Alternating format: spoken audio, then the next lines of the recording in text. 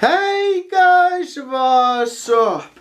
This is Blaze the Movie Fan, and I never thought I'd return to the subject of the mysterious Mr. Hunter. Yet here I am doing just that. Now before we get started on the commentary itself, I am gonna tell you my opinion on the person I'm commenting on, who is Autumn Chan. I think that she is an alright commentator. I don't think she's a great commentator, I don't think she's an awful commentator, just alright. And today's commentary will be on her latest commentary. And since I got a lot to say, I'm just gonna show you the degrees instead of explaining what the degrees are. So if you wanna know what the degrees are, I highly suggest you pause the video right about here. So anyway, without further ado, let's begin. Hey there, it's me Amelia here, and welcome to my second commentary. And I'm going to attempt a somewhat controversial subject, the mysterious Mr. Enter. Now before you click back, yes, I know there are a lot of commentaries on this guy, or at least there used to be. And yes, I know that quite a few of his haters are really immature. However, this particular video needs to be commented on.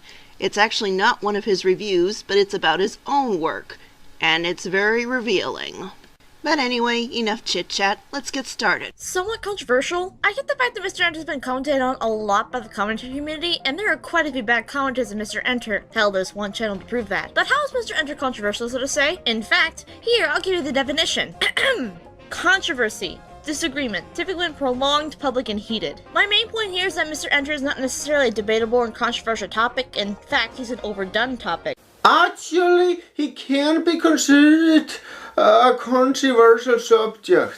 When you make a video on the mysterious Mr. Hunter, you can get a lot of heat for it. For example, when MichaelisCast made his video The Logic of Mr. Hunter on his Ivid commentary channel, he got a lot of heat for it. To the point he had to eventually private the video.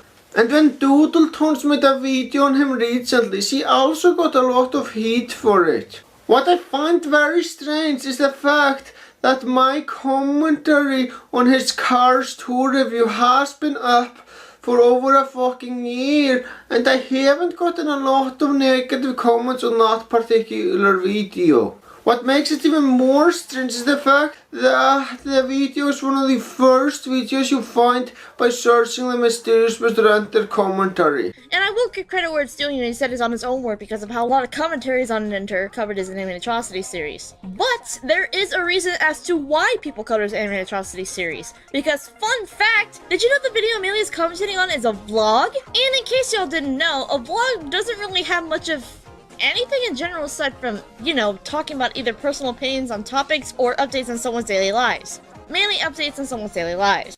Who the hell are you to decide what is or isn't commentary material?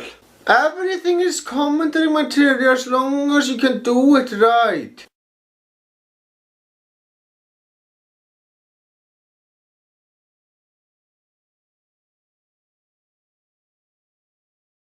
Also, I hope you realize that any video in general where you're discussing something can count as a vlog. Vlog does, after all, stand for a video blog. Going Around is a project that's very dear to my heart. Okay, so far so good. A lot of us have projects like that. Shit, already? Damn, this honestly feels like a point just for the sake of making a point. There's literally no need to jump in and just say, oh, okay, I can see that, and cut back to the video. While the padding is not so much, it's just really pointless. Also, let me bring up the time before you interjected. It was like 2 fucking seconds. How can you automatically tell that a video is good after 2 seconds? I get the fact that you could be making a joke considering how you go on for over 24 minutes, but the bottom line stands. How can I argue so much in such a little statement like this? Why am I still here? Where's my hot chocolate? Why am I in a hotel room that smells like weed and death? And why is there a dead body? I agree that her interjection was pointless, but the problem I have with your interjection is the fact that you drag it out for far too fucking long. Currently, I have finished the first draft of the novel, which is about 65,000 words.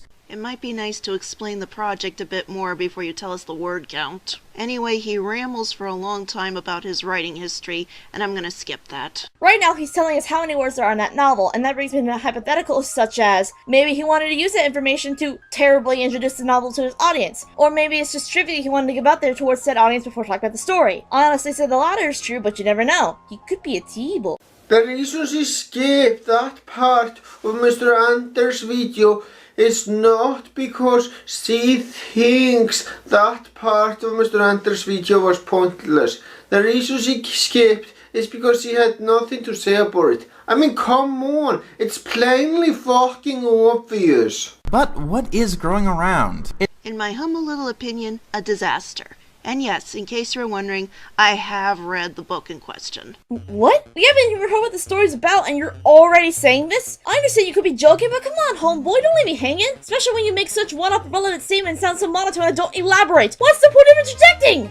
No elaboration is necessary because I could understand her point just fine. Also, Amelia's commentary is 24 minutes long, which is a solid length for a commentary. If she did elaborate further on her points, her commentary would be unnecessarily long. And we don't want that, believe me. It started as wanting to be a webtoon or a pilot, some kind of animated series. I love how you don't mention that you initially thought you could actually sell it to a TV network. Why, it's almost like you didn't want to be accused of having delusions of grandeur. Hold on, jumping to baseless assumptions now, are we? Look, dude, I can't read your mind and automatically know what you're talking about. Who do you think I am, Psylocke? Nah, that's a pickle, homie. But my main point is to show what you're talking about at least, or else I will literally take that interjection being worth a grain of salt. Also, consider this a nitpick, but Randu, what? I legit had to listen to that word over and over again to get what you meant by that, and even now I still can't understand you. I will understand if you have a speech impediment, but I don't know if that's the case or not. Regardless, I highly suggest to speak clearly and articulate your words better, or else your audience will get confused. Well, in the end, I did figure out what you meant, and I'll read the definition of it. Delusions of grandeur, a false impression of one's own importance. While you don't have anything to back up your claim on how he wanted a TV adaptation, how is this a case of delusion of grandeur? Just because he wanted it doesn't mean he's going to try everything in his power to make it come true just because he thinks it's so important. First of all, that was not a baseless assumption. Her assumption is completely valid. Granted, she could have provided evidence, I'm not faulting her there, but I have been paying attention to the mysterious Mr. Enter since 2014, so trust me, I know what I'm talking about when I say that the assumption is valid. Secondly, it's not her fault that you don't understand the definition of a word. Now don't get me wrong, the fact that you're looking up the definition is a good thing, because doing research is important for a commentary. But blaming the fact that you don't know the definition of a word on someone not speaking clearly is very dumb. They're cold and tough and dark, even though fiction is about the fantastical and stuff that couldn't possibly exist in reality. Yes, but that's not an excuse to throw out all logic. Hey Amelia, let me give you a little word that everyone can appreciate. Fiction! F-I-C-T-I-O-N. Come on, dude, that isn't that hard. We're literally talking about a fictional, aka not real story, where a lot of the logic within our word wouldn't work. A lot of your points within this commentary tries to bring Mr. Ender's story in realistic terms when it's clearly stated that the story is set in a fictional world. She never implied that the story is real. She is explaining why the story doesn't make any sense in a fictional universe. And for the record, there is a difference between something being unrealistic and not making any sense. Also, just because something is fictional doesn't justify it from shitty writing. Now, in a sense, Amelia, you are correct. Logic shouldn't be disposed of even in fictional settings. You just shot the argument you made a few seconds ago in the foot by saying that. Way to fucking go! So let's ask, what makes a good story aimed at children? Not something where people become slaves to their kids as soon as they grow up, I can tell you that. Are you legit being serious here? These one-off statements and this red petition are gonna make me go insane. I swear I'm gonna lose it. What are you doing, Amelia? Learn to script! This is a valid complaint, I will give you that. The fact that she is repeating herself throughout this video really is a problem. To answer that, you're going to need to think about what issues do kids generally go through. I've actually spent a lot of time with kids through babysitting and substitute teaching, and I really don't think that your book is something that's going to really appeal to them. For one thing, the characters are really bland and stereotypical. They feel like they were written by someone whose idea of what kids are like came from watching Nickelodeon. Like, all kids want to eat nothing but sugar, all kids love getting dirty. But I'm getting off topic. On with the video. But, Amelia, you realize something? Your argument is subjective. Pro tips, opinions don't debunk opinions. Okay, thanks. Now I understand that you're bringing up a personal experience and how kids nowadays wouldn't be interested in Enter's novel, but that's the thing. While it's anecdotal, this normally means that not all kids are gonna have the opinion that Enter's novel wasn't good due to how it's from your experience. Actually, her experience does debunk Mr. Enter's point, because his point was that children in general would enjoy his novel. And bringing up examples of children that wouldn't proves Mr. Enter totally wrong. Also, regarding your I'm getting off topic thing, dude, you're fine. In fact, do you know what that was called? That's right, elaboration!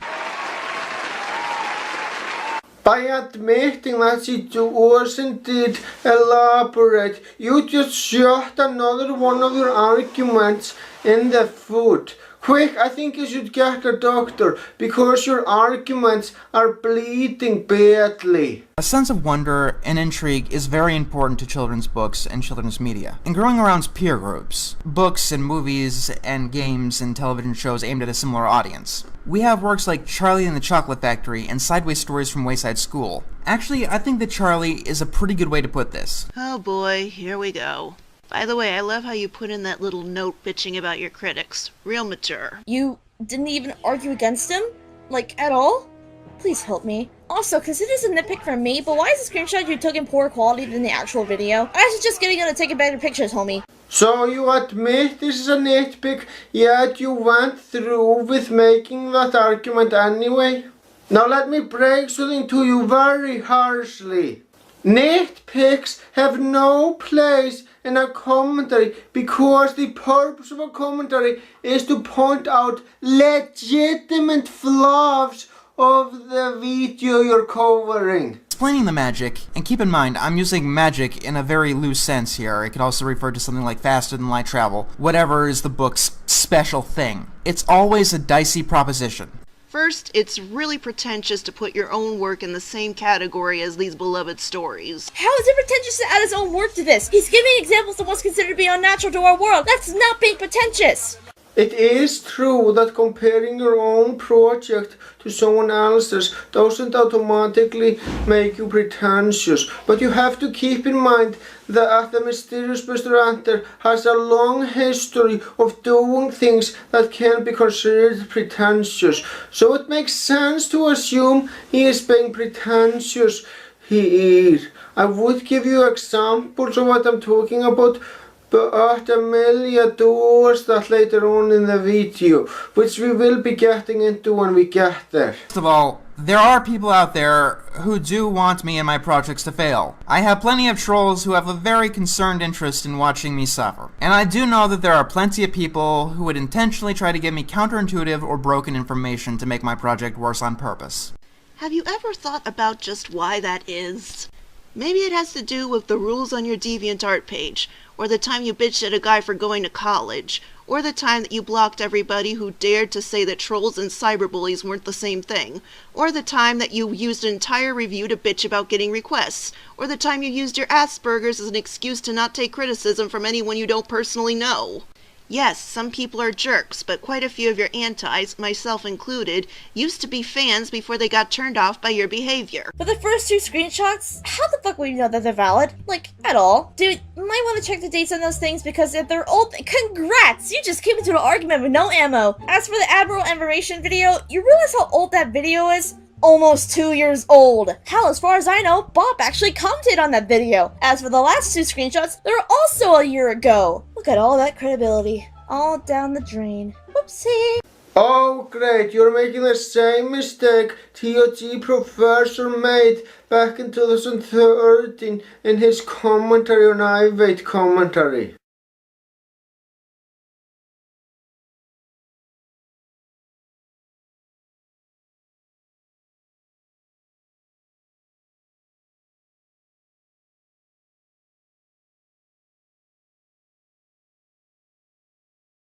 Do you have proof that the mysterious Mr. Enter doesn't stand by the viewpoints he had back when these videos and articles were new? Yes, it is possible that he no longer stays by those viewpoints, but it's extremely unlikely.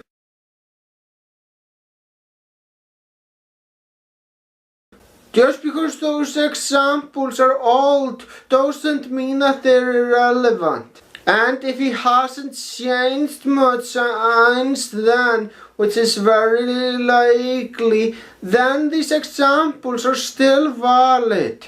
And then Autumn Chan gets to her overall thoughts, and I am gonna skip to the parts of her overall thoughts that I got something to say about. Another thing is to add emotion to what you're saying, and please add jokes to be over the top of seriousness. Commentators are made to criticize and entertain their audience. The reason on why the point your video is supposed to be entertaining doesn't help is because entertainment is entirely subjective. What you might find entertaining is something that another person might not. Also, of course, most people on YouTube are trying to make their videos entertaining. It's dumb to assume otherwise.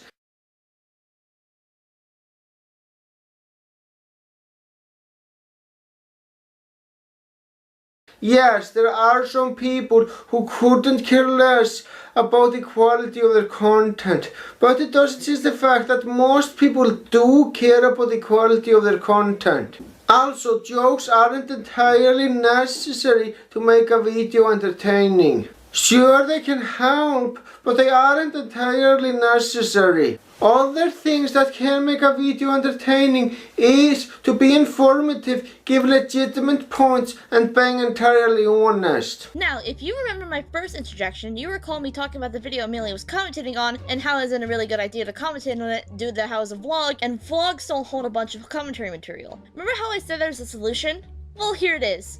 This video would actually been a lot better and held more substance if this was actually a review on the novel instead of a commentary regarding said novel. So you're saying it shouldn't be a commentary but a review instead? I hope you are aware that commentaries and reviews are similar.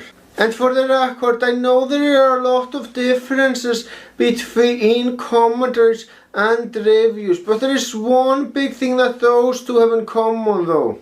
They both require analyzations and bringing up legitimate points. Now it's time for my overall thoughts. Autumn Chan, I'm gonna be honest with you. I don't think this video is downright awful. You did make some good points and your jokes were well executed. I wouldn't say that they were funny since I never laughed during the video, but they were still executed well. But your commentary is still pretty bad. The main issue I have with your commentary is the fact that you were dismissing legitimate examples simply because they were old. Well guys, you have reached the end of the video. Thank you for watching and have a great day.